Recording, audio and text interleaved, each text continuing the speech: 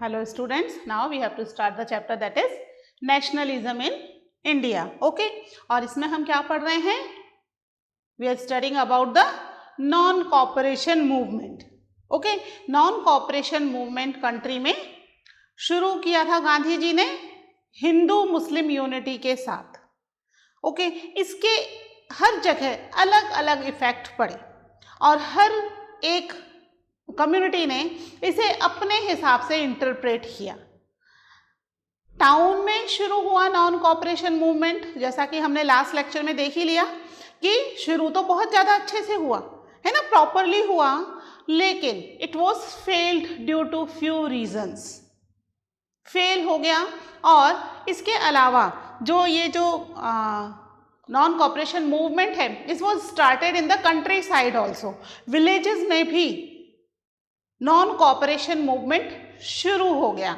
ठीक है, तो यहाँ पर उन्होंने भी क्या करना शुरू कर दिया, रिवोल्ट करना शुरू कर दिया. तो आज हम बात करेंगे रिवेलियन इन कंट्री साइड, है ना. कंट्री के अंदर किस तरीके से, कंट्री साइड में यानी कि विलेजेस में, कंट्री के अंदर विलेजेस में किस तरीके से रिवोल्ट होना शुरू हुआ.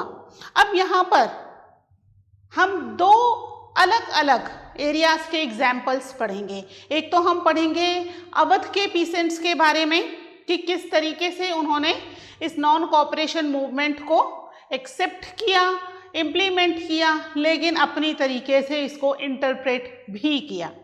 दूसरा हम पढ़ेंगे गुडेम हिल्स ऑफ आंध्र प्रदेश. ठीक है, आंध्र प्रदेश में गुडेम हिल है, वहाँ के ट्राइबल पीसेंट्स की परेशानियाँ और किस तरीके से उन्होंने भी यहाँ पर रिवोल्ट किया अगेंस्ट द ब्रिटिशर्स.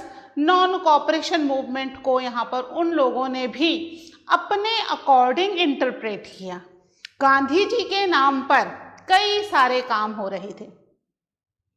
कहीं पर उनके नाम पर लोगों को बताया जा रहा था गांधी राज आने वाला है ना. कहीं ये बताया जा रहा था कि अब गांधी जी का रूल होगा तो हमें ये सब चीज़ें मिलेंगी, लैंड मिल जाएगी, हमें हमारा खुद का रूल है, ये वो काफ़ी चीज़ें बढ़ा चढ़ा के उन्हें बताई जा रही थी. ओके, तो इनमें हम देखेंगे कि किस तरीके से लोगों ने रिएक्ट किया. ओके, तो सबसे पहले हम पढ़ेंगे अबाउट द अवध, है ना. अवध के पीसेंट्स ने यहाँ पर रिवोल्ट किया. अवध के अंदर ये जो रिवोल्ट हुआ, it was led by Baba Ramchandra. ठीक है, इन अवध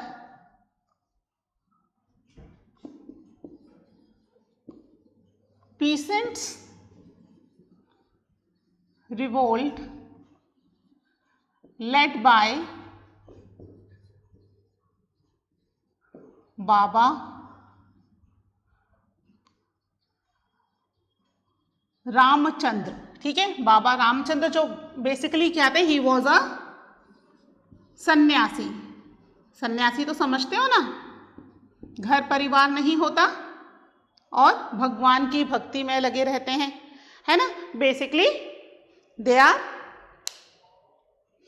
मीन्स फैमिली नहीं है, बाकी पूरा समाज ही उनके लिए एक फैमिली था. तो बाबा रामचंद्र जो हैं वो फिजी से आए थे. फिजी में he was an indenture labour. ठीक है, बहुत सारे लोगों को इंडिया और पाकिस्तान उस समय तक इंडिया का ही पार्ट था, बाद में ये सेपरेट हुआ, है ना. तो इंडिया और पाकिस्तान के कुछ एरिया से बहुत सारे लोगों को as a indentured labour Britishers बाहर भेजते थे अलग अलग एरियाज पर फॉर द प्लांटेशन वर्किंग. बड़े बड़े प्लांटेशन होते थे इसमें काम करने के लिए. तो बाबा रामचंद्र भी उसमें से एक थे, लेकिन वो किसी तरीके से फिजी से वापस आ गए. और यहाँ पर ये जो अवध में ये जो रिवोल्ट हुआ, इसमें बाबा रामचंद्र का बहुत ही इम्पॉर्टेंट रोल है ना. यहाँ पर रिवोल्ट किसके अगेंस्ट हुआ, रिवोल्ट हुआ यहाँ पर जो तालुकादार थे उनके और जो लैंडलॉर्ड्स थे उनके अगेंस्ट. अब what do you mean by taluqdar? Taluqdar बच्चों एक तरह की एक कम्युनिटी है जिसको कि पहले मुगल रूल के समय यहाँ पर टैक्स कलेक्ट करने के लिए अपॉइंट किया गया था। ठीक है, वो लोग पूरे लैंड का टैक्स कलेक्ट करते थे। टैक्स कलेक्ट करके उसमें से कुछ परसेंट एज अ सैलरी ये ताल्लुकादार रख लेते थे और बाकी का सारा टैक्स उन्हें मुगल ट्रेजरी में देना होता था। करते करते ये चीज़ क्या हो गई, उन्होंने हेरिडेटरी हो गई। मुगल रूल खत्म होने के बाद भी वो फिर उनके बच्चे आगे हेरिडेटरी उन्होंने यहाँ पर काम करना शुरू कर दिया और जो टैक्स नहीं दे पाता था उसकी लैंड को ये अपने कब्जे में कर लेते थे, अपने कंट्रोल में लेते थे और फिर वही पीसेंट अपनी खुद की लैंड पर एज अ टीनेंट काम करता था और बदले में रेंट भी दे रहा है, टैक्स भी दे रहा है। ठीक है, अपनी खुद की ही लैंड का रेंट उसे देना पड़ता था क्योंकि वो पहले टैक्स उसका इकट्ठा होते होते इतना हो गया कि उसकी जमीन ही उन्होंने उससे ले ली। ठीक है, तो यहाँ पर ताल्लुकादार और लैंडलॉर्ड्स थे। मोस्टली अवध के अंदर जितनी विलेज के अंदर जितनी भी जमीन थी वो पूरी जमीन या तो ताल्लुकादार्स के पास थी या फिर इन लैंडलॉर्ड्स के पास थी। तो अब इन्हें उस लैंडलॉर्ड की जमीन पर या ताल्लुकादार्स की जमीन पर एज अ लेबर काम करना पड़ता था। अगर उन्होंने उनसे उधार लिया हुआ है पैसा तो बेगार भी करना पड़ता था। बेगार समझते हो ना, वर्क विदाउट वेजेस। उस लैंड पर उन्हें बेगार करना पड़ रहा था और उनका जो पैसा था जो उन्होंने लिया हुआ था उधार वो वैसा का वैसा ही था, वो कम नहीं हो रहा था क्योंकि भाई पैसा तो चुका ही नहीं रहे, केवल इंटरेस्ट के बेसिस पर वो वहां पर काम किए जा रहे हैं। ठीक है, तो इनका रिवोल्ट किसके अगेंस्ट था? They revolted against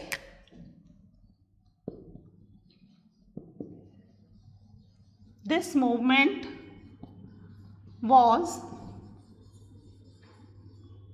against the ताल्लुकादार्स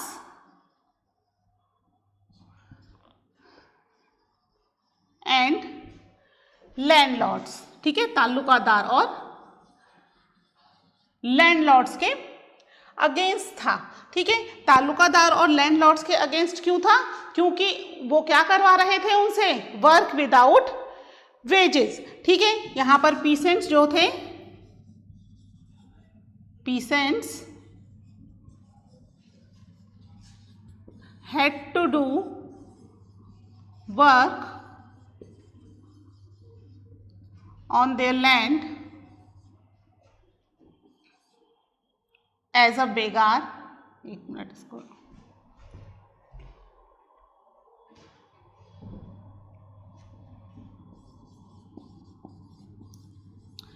as a बेगार और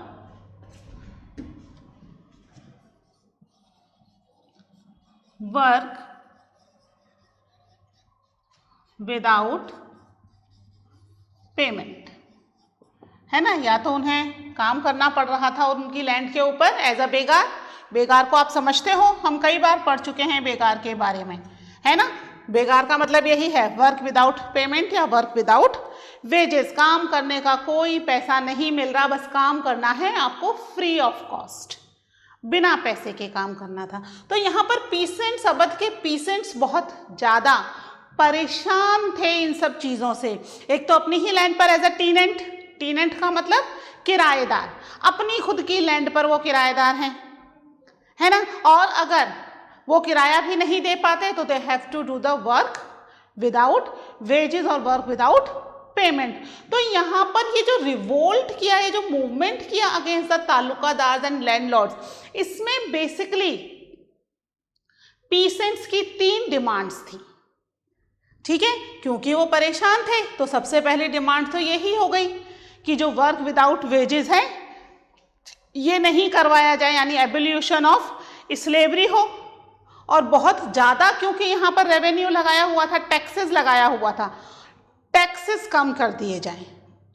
ठीक है, यानी टैक्सेस डिक्रीज किए जाएं, बेगार खत्म हो जाए। और ताल्लुकादार और लैंडलॉर्ड से सबसे ज़्यादा परेशान थे तो इनका सोशल बॉयकॉट कर दिया जाए, है ना। सोसाइटी में रहने लायक नहीं थे, इतने ज़्यादा परेशान हो चुके थे पीसेंट्स, ताल्लुकादार और लैंडलॉर्ड से। तो वो चाहते थे इनका सोशल बायकॉट कर दिया जाए, यानी सोसाइटी में इन्हें कहीं भी कोई भी चीजें अवेलेबल ना हो।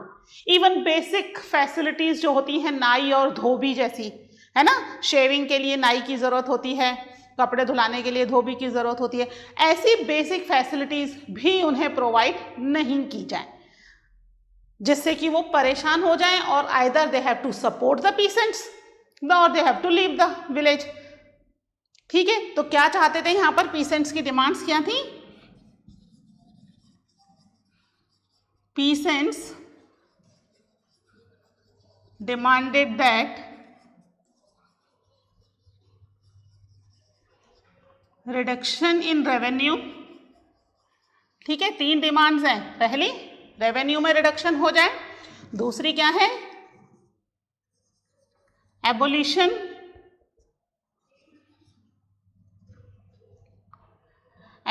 इन बेगार। ठीक है, बेगार तो पूरी तरीके से हटा ही दिया जाए। और तीसरा क्या था? That is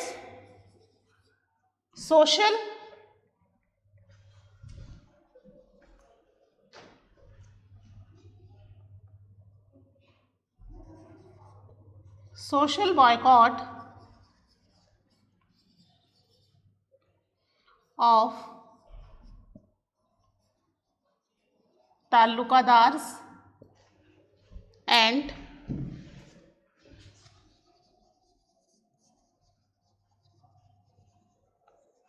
landlords. ठीक है, ये 3 डिमांड्स हो गई। ठीक है, first, second and that is third. ये 3 डिमांड थी पीसेंट्स की, हमारी ये 3 डिमांड्स पूरी की जाए। अब पूरी कौन करेगा? तो जून 1920 इसमें पंडित जवाहरलाल नेहरू ये यहाँ पर अवध में विजिट करने के लिए आए। अवध जो है बहुत ही प्रोडक्टिव एरिया था, फर्टाइल एरिया। आपने पहले पढ़ा होगा कि अधिकतर इंडिया के रूलर्स अवध पर कंट्रोल करने के लिए फाइट करते थे, है ना, because it was very fertile and productive area. तो उस पर कंट्रोल करेंगे तो क्या होगा? It is a wealthy area, है ना, जितना ज्यादा फर्टाइल और एग्रीकल्चर होगी उतनी ज्यादा वेल्थ होगी, उतना ज्यादा ट्रेड होगा। तो पंडित जवाहरलाल नेहरू जी ने जून 1920 इसमें अवध एरिया का पूरा टूर किया और इन पीसेंट्स की प्रॉब्लम्स और ग्रेवियंसेस जो भी थे उससे उन्हें पता चला। ठीक है, बाबा रामचंद्र जी भी उनके साथ थे। तो इन्हें पता चला कि पीसेंट्स जो हैं यहाँ पर बहुत ज़्यादा परेशान है just because of these taluqdars and landlord. तो उन्होंने इन पीसेंट्स की हेल्प करने के लिए एक किसान सभा बनाई, औध किसान सभा। ठीक है, अक्टूबर 1920 में, जून में ट्रेवल किया। ठीक है, कुछ टाइम लगा उन्हें पता करने में सारी परेशानियां। फिर बाबा रामचंद्र जी और कुछ और important leaders and Pandit Jawaharlal Nehru, इन्होंने मिलकर वहां पर एक प्रॉपर किसान सभा बनाई, औध किसान सभा। ठीक है, और धीरे धीरे करके विद इन अ मंथ आसपास के विलेजेस में भी इसी तरह की औध किसान सभा बन गई। लगभग 300 ब्रांचेस, 300 ब्रांचेस जो हैं वो औध किसान सभा की अवध और उसके आसपास के एरिया के अंदर क्रिएट हो गई। ठीक है, चलिए इसको लिख लीजिए, फिर हम लिखते हैं अबाउट द औध किसान सभा।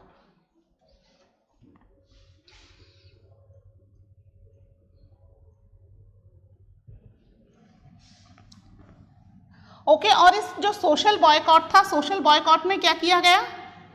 यहां एक पंचायत बैठी, है ना, विलेज के अंदर एक पंचायत हुई। पंचायत में फाइनली डिसीजन लिया गया कि भी विलेज के अंदर जो भी नाई धोबी हैं वो इन्हें कोई भी फैसिलिटी प्रोवाइड नहीं करेंगे। एक तरीके से इनका सोशल बॉयकॉट कर दिया गया। किनका? ताल्लुकादार्स एंड लैंडलॉर्ड्स। ठीक है, इनका सोशल बॉयकॉट कर दिया गया, यानी नाई धोबी ने भी अपना एक ऑर्गेनाइजेशन बनाई and then they boycott the taluqdars and landlords, और उन्हें कोई भी फैसिलिटी देना बंद कर दिया। उन्होंने मना कर दिया कि हम आपको कोई भी फैसिलिटीज नहीं देंगे। ठीक है, क्या हुआ यहां पर? नाई धोबी बंद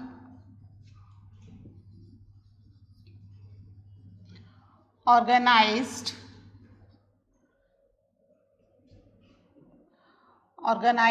a panchayat and panchayat organise कर ली and decided to deprive the landlords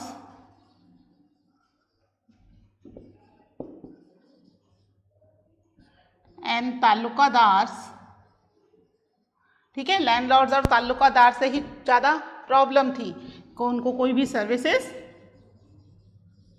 नहीं दी जाएगी, ठीक है। नाई धोबी करने जो ऑर्गेनाइजेशन बनाई पंचायत के थ्रू, ऐसा सच नहीं कि खुद ने ही डिसीजन ले लिया, है ना, जितने भी विलेज के अंदर नाई धोबी थे उन सभी ने ये डिसाइड किया, ठीक है। और फिर जून 1920 में पंडित जवाहरलाल नेहरू जी ने जो विजिट किया उसके थ्रू उन्होंने पाया कि these peasants were very means they have so many grievances, बहुत परेशानियां हैं। तो अक्टूबर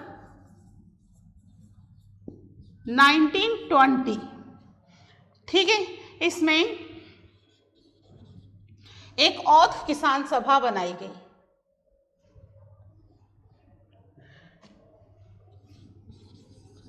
Aundh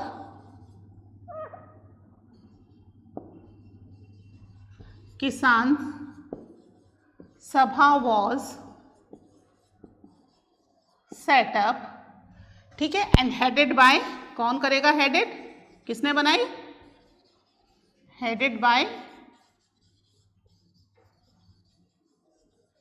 Jawaharlal Nehru,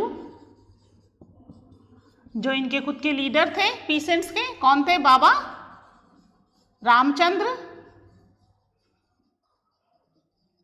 and few other leaders, ठीक है, ये बन गई। And within a month, एक महीने के अंदर ही over 300 branches were set up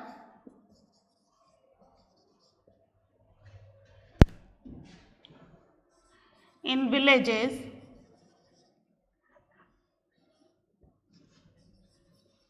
near the region, ठीक है, जिस रीजन में ये औध किसान सभा बनी उसी रीजन के आसपास के जो विलेजेस थे, लगभग 300 ब्रांचेस औध किसान सभा की वहां पर सेटअप कर ली by the peasants of different villages, ठीक है, जिससे कि अपने ग्रीवेंसेस, अपनी परेशानियां यहाँ पर जो उनके लीडर्स हैं उन तक पहुँचाई जा सकें और उनके थ्रू ये परेशानियाँ उनकी कम की जा सकें, ठीक है। तो इसके लिए औध किसान सभा बनाई। इस पर कई बार क्वेश्चन भी आता है, ऑब्जेक्टिव टाइप में या वन वर्ड में भी आता है कि अवध में पंडित जवाहरलाल नेहरू जी ने कौन सी एक ऑर्गेनाइजेशन शुरू की थी, दैट इज द औध किसान सभा। कई बार ईयर भी पूछा जाता है ना, अक्टूबर 1920, जून 1920 में उन्होंने टूर किया था अवध का, है ना, लेकिन ये ऑर्गेनाइजेशन उन्होंने कब बनाई, अक्टूबर 1920 में ऑर्गेनाइजेशन सेटअप की, ठीक है, इसको नोट कीजिए। फिर देखते हैं कि जो पीसेंट्स हैं वो पीसेंट्स क्या चाह रहे हैं फ्रॉम द गांधी जी, या उनके लीडर्स क्या इंटरप्रेट कर रहे हैं उनको गांधी जी के नाम से, ओके।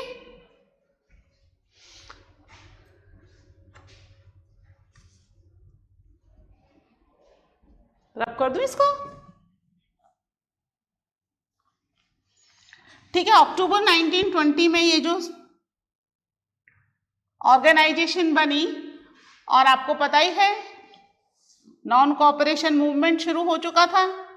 नॉन कोऑपरेशन मूवमेंट शुरू होने के बाद लोगों की एक्सपेक्टेशंस बहुत ज्यादा बढ़ गई थी, है ना। क्या एक्सपेक्टेशंस थी लोगों की कि भाई हमें भी फ्रीडम मिलेगी, जो ये स्वराज के लिए फाइट कर रहे हैं तो फ्रीडम मिलेगी, प्लस क्या होगा, हमें अपनी खुद की लैंड मिलेगी, हमारे लिए कुछ फैसिलिटीज होंगी, है ना। इसी होप में ये लोग जो थे वो कांग्रेस का साथ दे रहे थे, बट कांग्रेस जो है वो गांधी जी के रूल्स के हिसाब से चलना चाहती थी और लोगों में इतना ज़्यादा पेशेंस नहीं था। तो यहाँ पर अपने राइट्स के लिए दे स्टार्ट फाइटिंग, रिवोल्ट करना शुरू कर दिया। हम पढ़ने rebellion in the country side, तो लोगों ने रिवोल्ट करना शुरू कर दिया। और रिवोल्ट में सबसे पहले जो आते हैं टारगेट पे वो कौन होते हैं? पुलिस ऑफिसर्स, क्योंकि रिवोल्ट को रोकने के लिए तो सबसे पहले पुलिस ऑफिसर्स ही आगे आएंगे। तो यहाँ पर उन्होंने पुलिस ऑफिसर्स के ऊपर अटैक करना, मार्केट को लूटना, ग्रेन को लूट करके आपस में डिस्ट्रीब्यूट कर लेना, ये सब चीज़ें करना शुरू कर दिया, which is not approved by Congress. Congress नहीं चाहती थी किसी भी तरह की वायलेंट एक्टिविटीज हो, है ना। नॉन कॉपरेशन में भी गांधी जी क्या कह रहे थे? हमें नॉन कॉपरेशन करना है, फिजिकल फोर्स नहीं लगाना। उनका जो सत्याग्रह का कॉन्सेप्ट था, वो कॉन्सेप्ट भी बेसिकली क्या था कि you have to protest with the truth, not by physical force. आपको फिजिकल फोर्स नहीं लगाना, मार पीट, लड़ाई झगड़ा, ये सारी चीजें नहीं करनी है ना। वो मूवी देखी है ना आपने, मुन्ना भाई MBBS, संजय दत्त की, सबने देखी हुई होगी, है ना।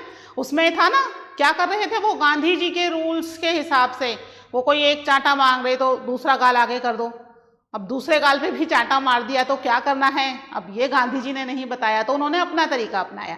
बट यहाँ तो गांधी जी प्रेजेंट थे अपनी बातों को बताने के लिए, है ना। उस मूवी में तो थे नहीं, वो तो उनकी बुक्स पढ़ करके उनके आइडिया पर चल रहे की कोशिश कर रहे थे संजय दत्त मूवी के अंदर।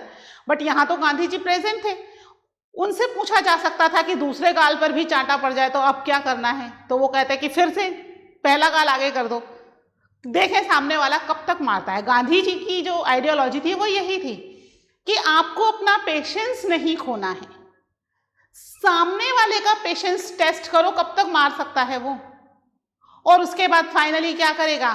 कहेगा ये तो इसको कोई असर ही नहीं हो रहा, मार का मारना बंद कर देगा। आपको फिजिकल फोर्स लगाने की जरूरत ही नहीं पड़ेगी, अपने आप ही शर्म आ जाएगी उसको कि भाई ये बंदा जो है ये कितना कूल है और ये मार ही खाया जा रहा है ना। एज सच आज के टाइम पर बिल्कुल उसका ऑपोजिट है, कोई हमें एक मारता है तो हम कोशिश करते हैं उसको 4 मार दें। But that was the Gandhi ji's ideology कि if you are with the truth, आपको फिजिकल फोर्स की जरूरत नहीं है, आपको सामने वाले को रियलाइज करवाना है कि वो गलत है, तो आप उसकी गलत चीजों को बर्दाश्त करो, देखें वो कब तक अपनी गलत चीजों को रिपीट करता जाएगा। फाइनली उसको एहसास होगा कि वो जो है गलत के साथ है और जो सही के साथ है जीत उसकी ही होगी। That was the ideology of Mahatma Gandhi. और यहाँ पर लोगों में इतना पेशेंस नहीं था कि वो उस आइडियोलॉजी के साथ चलें और बहुत लंबे समय तक चीज़ों को टॉलरेट करते चले जाएं। तो यहाँ पर लोगों ने क्या करना शुरू कर दिया, अवध के अंदर जो पीसेंट्स वगैरह हैं, 1921 houses of police officers and merchants, ठीक है। बेसिकली यहाँ पर मर्चेंट्स के, सॉरी पुलिस ऑफिसर नहीं, मर्चेंट्स के हाउसेज, ठीक है, हाउसेज ऑफ मर्चेंट्स एंड तालुकादार, या फिर आप कह सकते हो कि लैंडलॉर्ड्स, है ना। House of merchants and taluqdar were attacked, ठीक है। इनको अटैक करना शुरू कर दिया। इसके अलावा वो क्या कर रहे हैं, यहाँ पर जो बाजार है, मार्केट है ना, बाजार को लूटना शुरू कर दिया। बाजार को क्यों लूट रहे हैं? जिससे कि वहां पर जो भी ग्रेन है,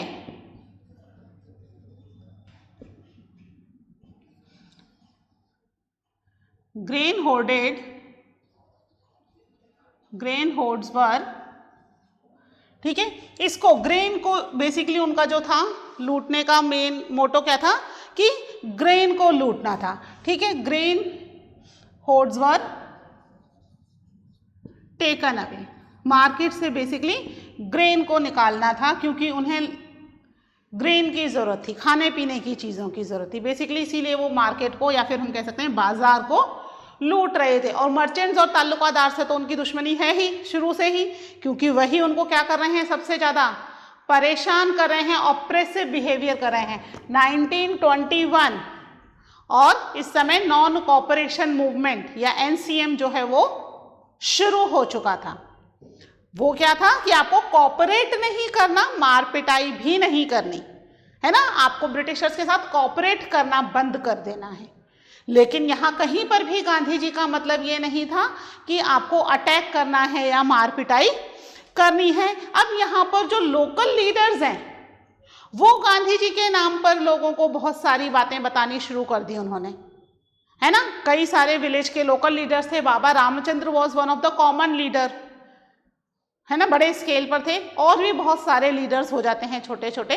तो वो लोकल लीडर्स ने अपने स्केल पर लोगों को इंटरप्रेट करना शुरू कर दिया जाके गांधी जी क्या चाहते हैं, जबकि एज सच गांधी जी ने किसी चीज का कोई डिक्लेरेशन नहीं किया था, ठीक है। तो यहाँ पर लोकल लीडर्स क्या कहना शुरू कर दिया उन्होंने, नाउ लोकल लीडर्स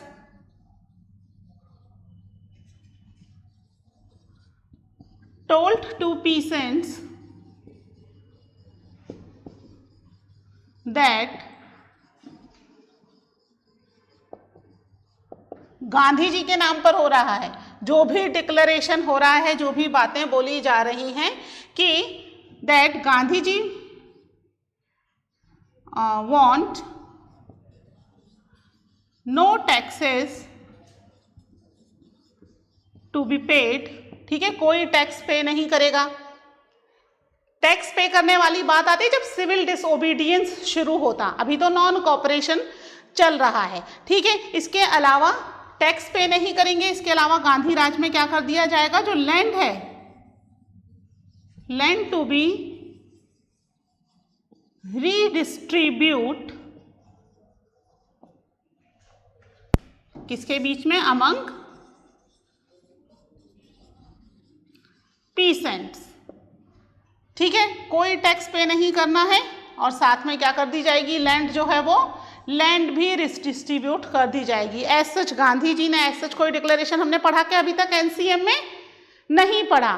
तो यहाँ पर NCM को या नॉन कोऑपरेशन मूवमेंट को लोकल लीडर्स अपने हिसाब से इंटरप्रेट कर रहे हैं कि पीसेंट्स क्या चाहते हैं, तो उनको उसके हिसाब से चीजें बताई जाएं। तो इस तरीके से अवध में जो है ये रिवोल्ट शुरू हुआ, ठीक है, जहां पर लोगों ने वायलेंट एक्टिविटीज करना शुरू कर दिया।